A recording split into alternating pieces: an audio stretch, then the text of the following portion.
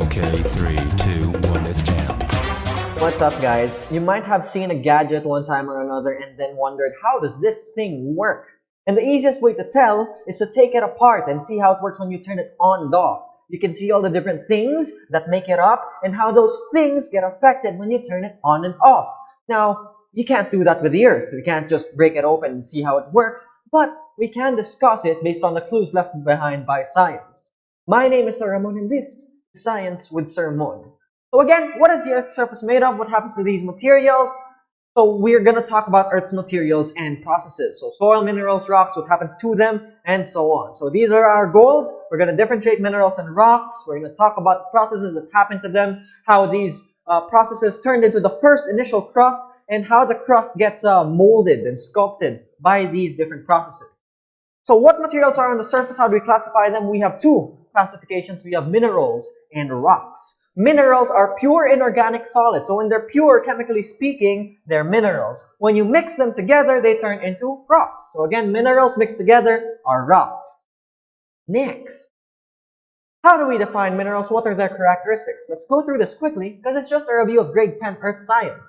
Naturally occurring inorganic crystal structure solids with specific chemical compositions. These are the characteristics of minerals. Let's take a look at some of them up close. When we say crystal structure, it's a crystalline structure. It means there's a repeating pattern of atoms or molecules. So when these grow, the repeating pattern of the atoms or molecules can actually make a generally repeating or regular shape or a crystal. So how do we classify the minerals? According to what properties? There's the crystal form. So rubies and sapphires, for example, are made of the same stuff, but they form different types of crystals under different conditions.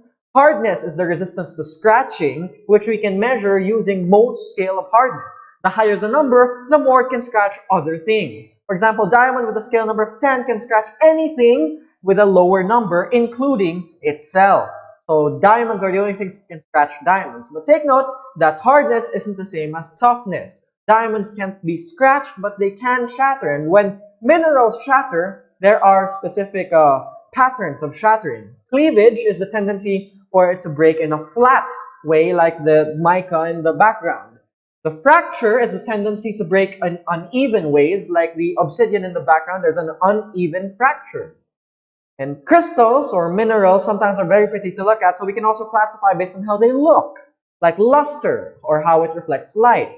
Color, streak color, which is basically when you turn it into a powdery substance by streaking it on sandpaper or something like that. So this can be different from the outward color.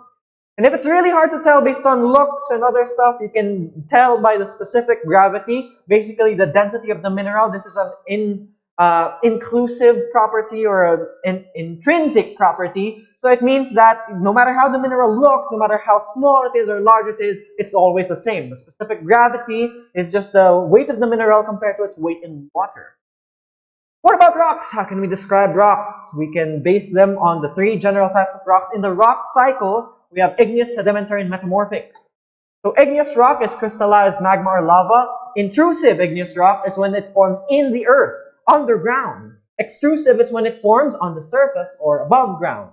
So extrusive generally has smaller crystals, while intrusive has larger crystals because of the time it takes for them to form. Sedimentary rock is just pure sediment particles being pressed together, so generally we expect it to undergo weathering, being broken down into sediments, erosion, the movement of said sediments, and lithification, pressing these sediments into actual rock. Metamorphic rock is transformed by heat and pressure, so that means it's not melted. If it melts, it will turn into igneous rock. No, instead of being melted, it's like a forging and blacksmithing. So the rock is heated up and then it gets transformed by being bent, pressed, mixed, and stuff like that by the force of the earth or the pressure of the earth. So what happens to these materials? How are they processed by other things in the four spheres of the earth? So these are some of the earth processes that affect these minerals and rocks. So on the surface, we have what we call exogenic processes. So they start beyond the earth's surface, usually from the other spheres. What do we mean?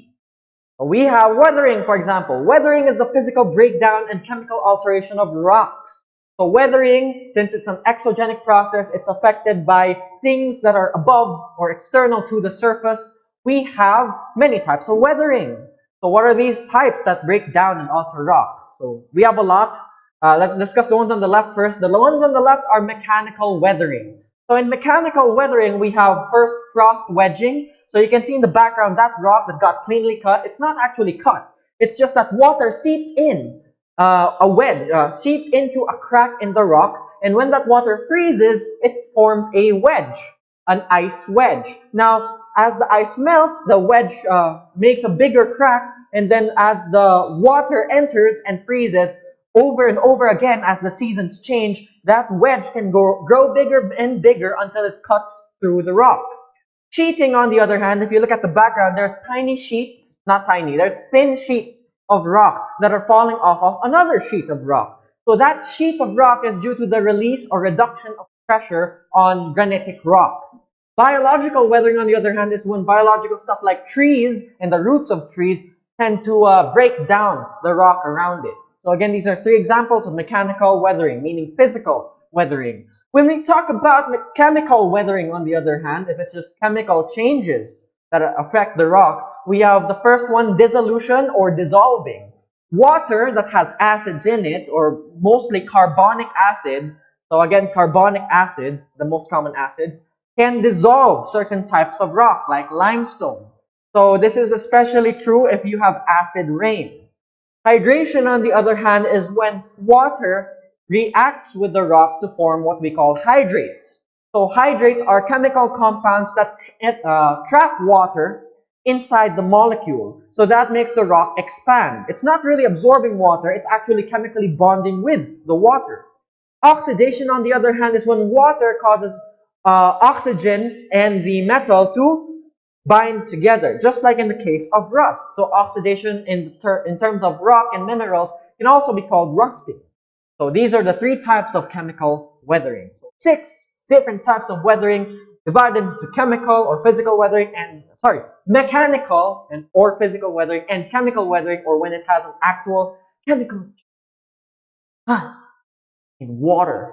So if weathering breaks and alters rock, what moves rock? So we already discussed that a bit instead of entire rock. It's erosion. Erosion is the removal and transport of rock to a new location. In this case, in the background, we have the surfing or sailing rocks. They're actually being moved by ice. So what are the types of erosion that can transport rock in soil? So we have 4 main types of erosion. We have water erosion, when water moves stuff because it's flowing. We have ice erosion, when it gouges the surface. In the case of glaciers, it gouges the surface of mountains, for example.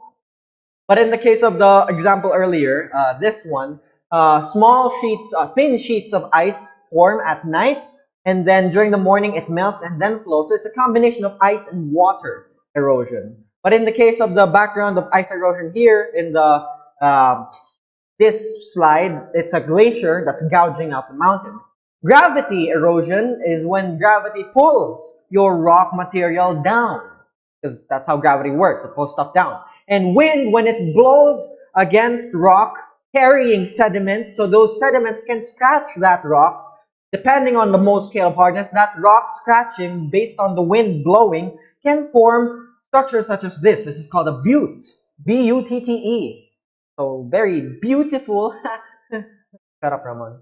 Alright, so these are the 4 types of erosion. Now, a special type of erosion is called mass wasting. So this is a special type of gravity erosion. It's the sudden movement of large amounts of land due to gravity, water slopes, and lack of vegetation.